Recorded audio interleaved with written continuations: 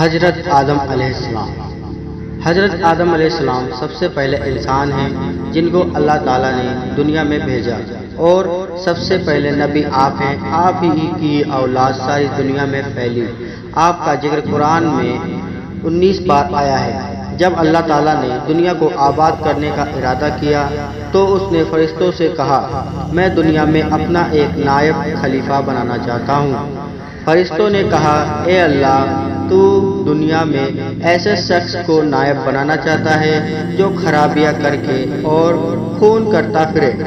ہم تیری تعریف کرنے کے ساتھ تیری تسبیح اور پاکی بیان کرتے رہتے ہیں۔ اللہ تعالیٰ نے فرمایا، میں وہ باتیں جانتا ہوں جو تم نہیں جانتے۔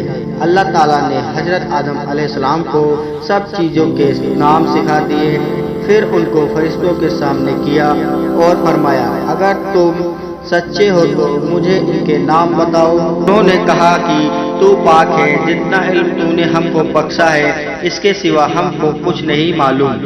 پھر اللہ تعالیٰ نے فرشتوں کو حکم دیا کہ تم آدم علیہ السلام کو سجدہ کرو، تو وہ سب سجدے میں گر پڑے، مگر شیطان نے سجدہ نہیں کیا۔ اس کا ذکر پہلے بھی آیا ہے۔ اللہ تعالیٰ نے حضرت آدم علیہ السلام سے کہا کہ تم اور تمہاری بیوی جنت میں رہو اور جہاں سے چاہو کھاؤ پیو، مگر ایک خاص درخت کے متعلق حضرت آدم علیہ السلام کو منع کر دیا کہ اس کے قریب بھی نہ جانا، ورنہ تم بھی ظالموں میں سے ہو جاؤ گے۔ اس طرح اللہ تعالیٰ نے حضرت آدم علیہ السلام کا امتحان لیا کہ دیکھیں یا ہمارا کہنا مانتے ہیں یا بھول جاتے ہیں اور شیطان کے بہکائے میں آ جاتے ہیں۔ شیطان جو پہلے ہی حضرت آدم علیہ السلام سے ناراض تھا کہ ان کی وجہ سے وہ اللہ تعالیٰ کے دربار سے نکلا اور خدا تعالیٰ کی لعنت اس پر ہوئی، اور اس نے قسم کھائی تھی کہ میں حضرت آدم اور اس کی اولاد کو قیامت تک بہکاتا رہوں گا۔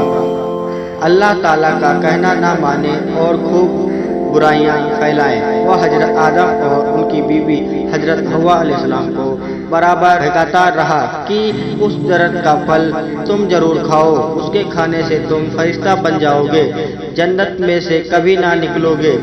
آخر ایک دن حضرت آدم علیہ السلام اور ان کی بیوی حضرت حوا بھول سے شیطان کے بہکائے میں آ گئے اور درخت کا پھل کھا لیا۔ پھل کھاتے ہی دونوں جنے کے اوپر سے جنت کا لباس ان کے بدن سے غائب ہو گیا اور وہ جنت کے پتوں سے اپنے بدن کو چھپانے لگے۔ اللہ تعالیٰ نے حضرت آدم علیہ السلام سے کہا کہ ہم نے کہہ دیا تھا کہ اس درخت کے پاس بھی نہ جانا اور شیطان کے کہنے میں نہ آنا، وہ تمہارا دشمن ہے، تم اس کے کہنے میں آ گئے، اب تم اور حوا جنت میں سے چلے جاؤ اور دنیا میں جا کر رہو۔ حضرت آدم علیہ السلام کو جنت سے نکلنے اور شیطان کے بہکائے میں آنے کا بہت رنج ہوا اور بہت عرصہ تک اللہ تعالیٰ سے معافی مانگتے رہے اور روتے رہے کہ اللہ تعالیٰ مجھے معاف کر دے۔ آخر اللہ تعالیٰ کو رحم آیا اور حضرت آدم علیہ السلام کو یہ دعا سکھائی کہ اے ہمارے رب، ہم نے اپنے اوپر ظلم کیا اور تو ہم پر رحم نہیں کرے گا تو ہم بڑا نقصان اٹھانے والوں میں سے ہو جائیں گے۔ تو حضرت آدم علیہ السلام نے یہ دعا بہت گڑ گڑا کر مانگی، اور اللہ تعالیٰ تو بہت رحم کرنے والے ہیں۔ جب کوئی بندہ گناہ کر لیتا ہے اور سچے دل سے توبہ کر لیتا ہے کہ اے اللہ، یہ گناہ تو مجھ سے غلطی سے ہو گیا، آئندہ ایسا نہ کروں گا، تو وہ معاف کر دیتے ہیں۔ چنانچہ حضرت آدم علیہ السلام کو بھی اللہ تعالیٰ نے معاف کر دیا اور پھر کہا کہ تم اور تمہاری اولاد دنیا میں رہو، اور یہ بات یاد رکھو کہ جب میری طرف سے کوئی نبی علیہ السلام میری ہدایت لے کر تمہارے پاس آئے تو تم اس کا کہنا ماننا۔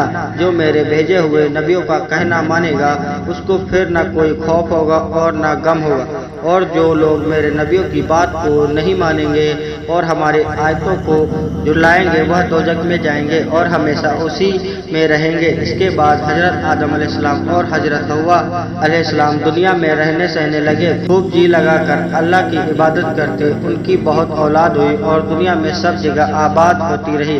حضرت آدم علیہ السلام اپنی اولاد کو یہی بات بتاتے رہے کہ تم کبھی شیطان کے بہکائے میں نہ آنا، وہ ہمارا دشمن ہے اور ہم کو بری باتیں کرنے کے لیے بہکاتا رہتا ہے۔ ہمیشہ اللہ کی عبادت کرنا، سچ بولنا، کسی پر ظلم نہ کرنا، ایک دوسرے کے نیک کاموں میں مدد کرتے رہنا۔ آخر کار حضرت آدم علیہ السلام 900 سال زندہ رہ کر وفات پا گئے۔ آج کے لیے بس اتنا ہی۔ تھینک یو دوستو، السلام علیکم۔